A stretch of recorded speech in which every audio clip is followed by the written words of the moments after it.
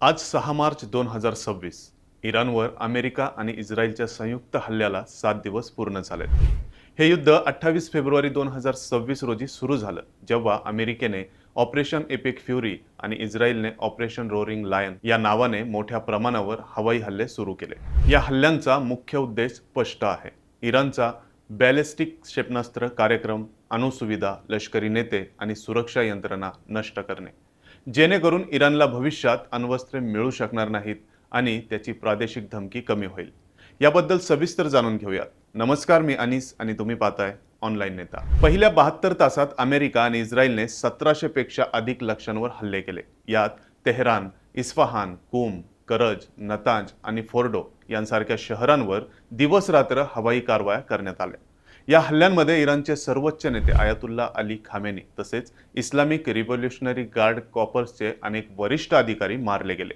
त्यामुळे इराणमध्ये सध्या तात्पुरती नेतृत्व परिषद स्थापन करण्यात आली. इराणी स्रोतांनुसार आतापर्यंत सुमारे 1000 ते 1230 लोक मारले गेलेत, तर 6000 पेक्षा जास्त लोक जखमी झालेत. अनेक नागरिकांचा यात बळी गेलाय. विशेषतः एका मुलींच्या शाळेवर झालेल्या हल्ल्यात 168 पेक्षा अधिक विद्यार्थिनींचा मृत्यू झाल्याची माहिती समोर आली आहे. इस्रायलमध्ये इराणच्या क्षेपणास्त्र हल्ल्यामध्ये किमान 11 लोकांचा मृत्यू झालाय. अमेरिकेचे 6 सैनिक मारले गेले असून 18 लोक जखमी झालेत. इराणनेही तीव्र प्रत्युत्तर दिलंय. त्यांनी इस्रायलवर बॅलिस्टिक क्षेपणास्त्र आणि ड्रोन हल्ले केले. काही क्षेपणास्त्र इस्रायलच्या आयर्न डोममध्ये संरक्षण प्रणालीला भेदून मध्य इस्रायलपर्यंत पोहोचली. या हल्ल्यांमध्ये क्लस्टर म्युनिशन ऑरहेड्सचा वापर झाल्याचंही सांगितलं जात आहे. अमेरिकन आणि त्यांच्या सहयोगी देशांच्या बहरेन, कतार, UAE, कुवैत आणि इराकमधील लष्करी तळांनाही लक्ष्य करण्यात आलंय. विशेषतः बहरीनमध्ये असलेल्या अमेरिकेच्या 5व्या ताफ्याच्या मुख्यालयावरही हल्ला झालाय. दरम्यान हिजबुल्लाहने लेबनॉनमधून इस्रायलवर रॉकेट हल्ले वाढवलेत. त्यामुळे इस्रायलने दक्षिण लेबनॉनमध्ये जमिनीवरील लष्करी कारवाया सुरू केल्यात. लष्करी विश्लेषणानुसार इराणची क्षेपणास्त्र प्रक्षेपण क्षमता मोठ्या प्रमाणात कमी झाली आहे. इस्रायली संरक्षण दलाच्या अंदाजानुसार 300 पेक्षा जास्त लॉन्चर्स नष्ट झालेत. त्यामुळे इराणचे हल्ले हळूहळू कमी होत आहेत आणि त्यांचा प्रभावही घटत आहे. हे युद्ध आता इराणच्या सीमांच्या बाहेर पसरले. त्यातील सर्वात धक्कादायक घटना हिंद महासागरात घडली.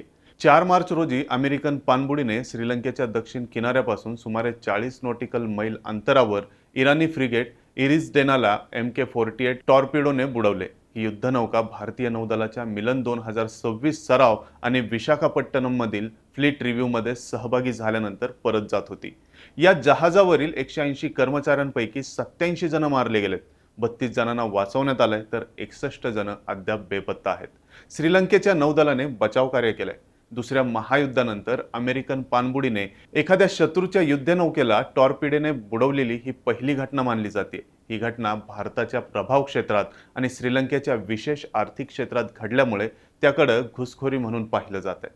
भारत सरकारने अद्याप स्पष्ट भूमिका जाहीर केलेली नाही. मात्र हा विषय राजकीय दृष्ट्या संवेदनशील मानला जातोय, कारण इराणी जहाज भारताच्या निमंत्रणावर आलं होतं. या घटनेमुळे हिंद महासागरात अमेरिकन नौदलाची पोहोच स्पष्ट झाली असली तरी भारतासह अनेक आशियाई देशांमध्ये चिंता वाढली.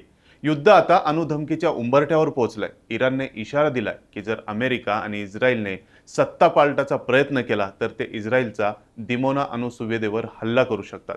त्याला प्रत्युत्तर म्हणून 3 ते 4 मार्च दरम्यान अमेरिकेने कॅलिफोर्नियाच्या किनाऱ्यावरून मिनिटमॅन 3 अण्वस्त्रवाहू आंतरखंडीय क्षेपणास्त्राची चाचणी केली. या चाचणीद्वारे अमेरिकेच्या अणुत्रयीची क्षमता जगाला दाखवण्यात आली.